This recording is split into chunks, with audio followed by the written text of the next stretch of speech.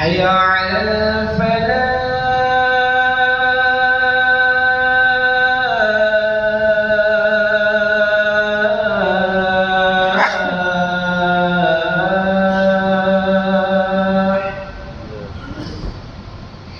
الله أكبر الله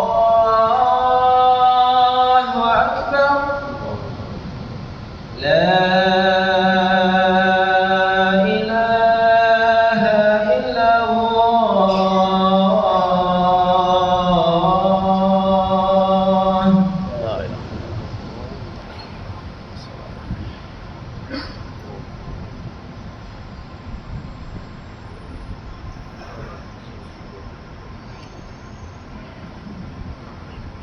الحمد لله القائل إنما المؤمنون الذين إذا ذكر الله وجلت قلوبهم وإذا تليت عليهم آياته زادتهم إيمانا وعلى ربهم يتوكلون.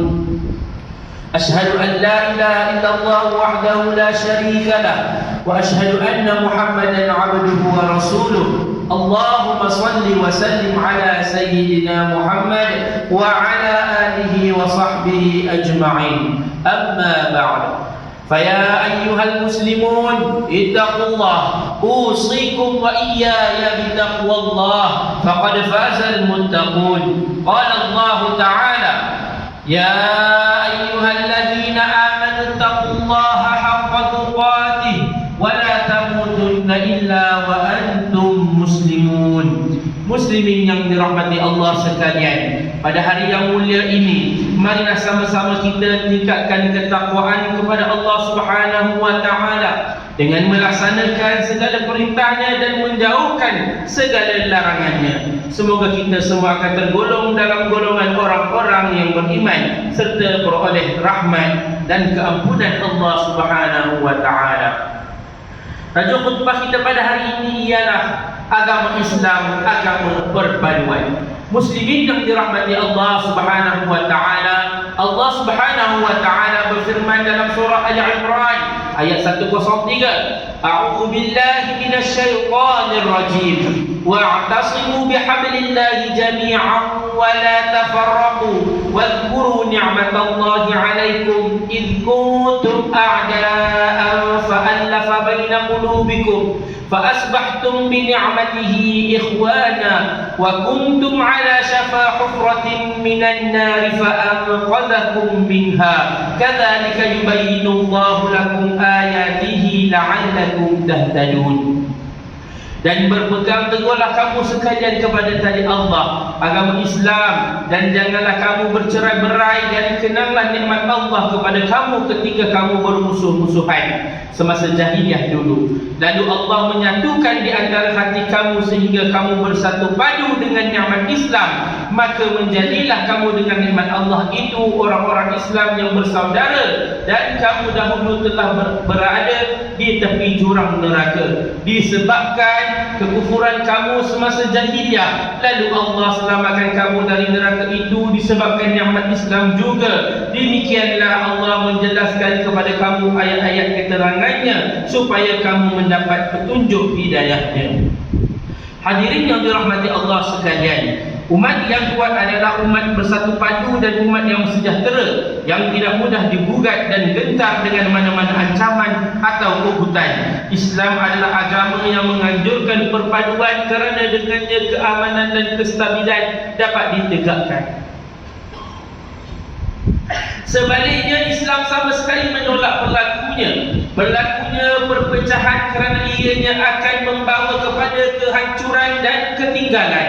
Dari satu segi, umat yang berpecah akan menjadi lemah dan mudah dihancurkan oleh musuh kerana dengan perpecahan akan menghilangkan kekuatan suatu umat atau bangsa. Perpaduan tidak hanya semata-mata ditekankan kepada aspek pertahanan dan ketenteraan sahaja, malah ia perlu meliputi semua sudut kehidupan kerana musuh tidak hanya melihat kelemahan sesuatu bangsa berdasarkan satu sudut sahaja, malah ia melihat pada pelbagai ruang yang boleh dimasukinya. Untuk itu kita perlu menguatkan perpaduan umat Islam dalam semua sudut kehidupan, terutama sekali sudut politik, ekonomi dan sebagainya, supaya dapat mewujudkan ummah yang sejahtera. Persaudaraan adalah kunci kepada perpaduan. Semakin erat persaudaraan yang dijalin, maka semakin kukuhlah perpaduan suatu umat atau bangsa.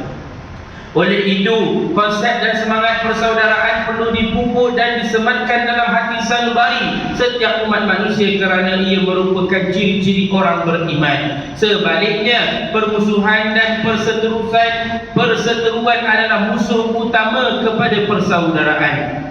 Dengan itu, sekiranya sesuatu bangsa atau kaum sering bermusuhan dan bersengketa, maka mereka sebenarnya tidak bersaudara, apalagi untuk membentuk sebuah kesatuan dan perpaduan. Muslimin yang berbahagia, perpaduan adalah lambang keutuhan dan kekuatan, dan ia juga sebagai lambang kedamaian dan keharmonian. Dalam Al-Quran, kita boleh dapati banyak ayat yang menyarankan supaya kita bersatu dan bersaudara. Antaranya Allah Subhanahu wa taala berfirman dalam surah Al-Hujurat ayat 10, "Innamal mu'minuna ikhwatun fa aslihu baina akhawaykum wattaqullaha la'allakum turhamun." Sebenarnya orang-orang yang beriman itu adalah bersaudara, maka damaikanlah di antara dua saudara kamu yang bertelingkah itu, dan bertakwalah kepada Allah supaya kamu beroleh rahmat. Demi untuk mengekalkan hubungan persaudaraan yang erat dan kukuh ini, maka Al-Quran menganjurkan supaya dilakukan usaha-usaha perdamaian dan islah sekiranya ada tanda-tanda bahawa hubungan persaudaraan tersebut akan hancur dan musnah, atau sekurang-kurangnya telah mula menunjukkan tanda-tanda ia mula retak. Ini jelas seperti yang terdapat pada penghujung ayat yang telah dibacakan tadi. Dan pada itu Allah memberi amaran kepada kita semua supaya jangan berpecah belah, kerana ia boleh meleraikan ikatan persaudaraan dan kekuatan kita. Allah Subhanahu wa taala berfirman dalam surah Al-Imran ayat 105 yang bermaksud, "Dan janganlah kamu menjadi seperti orang-orang Yahudi dan Nasrani yang telah bercerai-berai dan berselisihan dalam agama mereka. Sesudah datang kepada mereka keterangan-keterangan yang jelas nyata yang dibawa oleh Nabi-Nabi Allah, dan mereka bersifat demikian akan memperoleh azab seksa yang besar." Ayat ini menjelaskan betapa pentingnya peranan umat Islam saling membantu, mendukung untuk membina keutuhan dan kesatuan ummah baik di mana sahaja berada. Kita harus lebih mengutamakan keutuhan umat daripada kepentingan diri sendiri, menjauhi perkara yang mencetuskan permusuhan dan perpecahan dalam hidup bermasyarakat. Sesungguhnya perpaduan dan kesatuan menjadikan kita kuat dan teguh, sedangkan perpecahan membuat kita lemah dan mudah dipatahkan pihak lawan. Umat yang bersatu, walaupun jumlahnya kecil, pasti akan kuat. Sebaliknya umat yang banyak tetapi selalu berselisih amat mudah dikalahkan lawan. Firman Allah dalam surah Al-Baqarah ayat 249, "A'udzu billahi minasyaitonir rajim. Kam min fi'atin qalilatin ghalabat fi'atan katsiratan bi'iznillah wallahu ma'as sabirin." Berapa banyak terjadi golongan yang sedikit dapat mengalahkan golongan yang banyak dengan izin Allah, dan Allah beserta orang-orang yang sabar. Diseru, sama-samalah kita sedar betapa besarnya bahaya jika selalu terjadi perpecahan dan pergaduhan. Ia akan membawa bencana dan malapetaka yang mungkin menyebabkan hilangnya kuasa serta kekuatan umat Islam itu sendiri. Hadirin yang berbahagia, marilah sama-sama kita renung dan ambil pengajaran daripada khutbah hari ini. Antaranya yang pertama, umat Islam hendaklah menjaga hubungan ukhuwah Islamiyah sesama Islam supaya kita dapat membina satu ikatan perpaduan ummah yang sejahtera. Yang kedua, umat Islam hendaklah mendidik generasi akan datang untuk bersatu padu dan mengeratkan perpaduan berlandaskan akidah, syariah dan akhlak Islam. Dan ketiga, umat Islam wajib mengekalkan perpaduan demi menjamin kekuatan umat Islam dan keamanan dalam negara. A'udzu billahi minasyaitonir rajim. Wa athi'u Allah wa rasulahu wa la tanaza'u fatafshalu wa tadhhaba rihukum. Fatafshalu wa tadhhaba rihukum wasbiru innallaha ma'as sabirin. Dan ta'ala kamu kepada Allah dan Rasulnya, dan janganlah kamu berbantah-bantahan, kalau tidak nescaya kamu menjadi lemah semangat dan hilang kekuatan kamu, dan sabarlah, hilang kekuatan kamu dan sabarlah menghadapi segala kesukaran dengan cekal hati. Sesungguhnya Allah berserta orang-orang yang sabar. Al-Anfal 46. Barakallahu li wa lakum fil Qur'anil azim wa nafa'ani wa iyyakum bima fihi minal ayati wa dzikril hakim wa taqabbala minni wa minkum tilawata innahu huwas samiul alim. Aqulu qawli hadha wa astaghfirullahal azim li wa lakum wa lisairil muslimina wal muslimat فاستغفروه إنه هو الغفور الرحيم. اللهم إنا نسألك بحرمة هذا اليوم المبارك أن تكشف عنا كرباتنا وأن تغفر لنا ذنوبنا وأن ترزقنا من حيث لا نحتسب برحمتك يا أرحم الراحمين والحمد لله رب العالمين. الحمد لله الذي جعلنا من المسلمين ورزقنا من الطيبات. أشهد أن لا إله إلا الله وحده لا شريك له وأشهد أن محمدا عبده ورسوله. اللهم صل وسلم وبارك على سيدنا محمد وعلى آله وصحبه ومن تبعهم بإحسان إلى يوم الدين. أما بعد، فيا عباد الله اتقوا الله، أوصيكم وإياي بتقوى الله، فقد فاز المتقون. Hadirin yang dirahmati Allah sekalian, marilah sama-sama kita bertakwa kepada Allah Subhanahu wa taala dengan melakukan ketaatan kepadanya dan menjauhkan diri daripada perbuatan keji dan maksiat.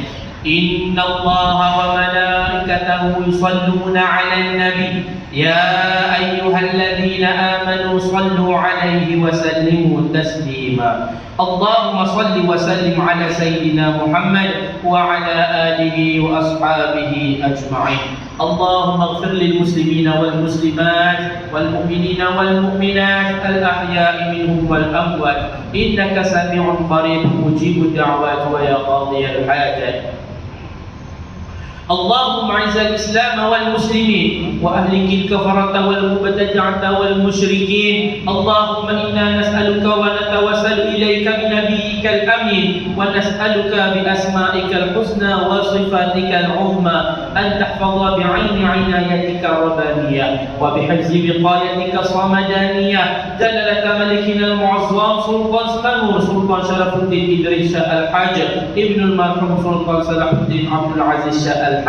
اللهم أدم العون والهداية والتوفيق والصحة والسلامة لولي عهد سلامور سلطان أمير شاه ابن سلطان شرف الدين إدريس الحاج في أمن وصلاح وعافية لمنك وكرامك يا ذا الجلال والإكرام. اللهم أطل عمرهما مصلحين للموظفين والرعية والبلاد وبلغ مقاصدهما لطريق الهدى والرشاد. Ya Allah, kurniakanlah kami petunjuk kepada kami untuk mendirikan salat fardu 5 waktu secara berjamaah, menunaikan zakat melalui lembaga zakat Selangor, mewakaf harta melalui lembaga perdadanan wakaf Selangor dan menginfakkan harta pada tabung infak jariah umat Islam Selangor, dan kepada anak-anak yatim melalui Yayasan Islam Darul Ihsan. Jadikanlah kami antara hamba-Mu yang menjaga amanah. Kuatkan kami agar menjauhi perbuatan khianat serta jauhkan kami termasuk.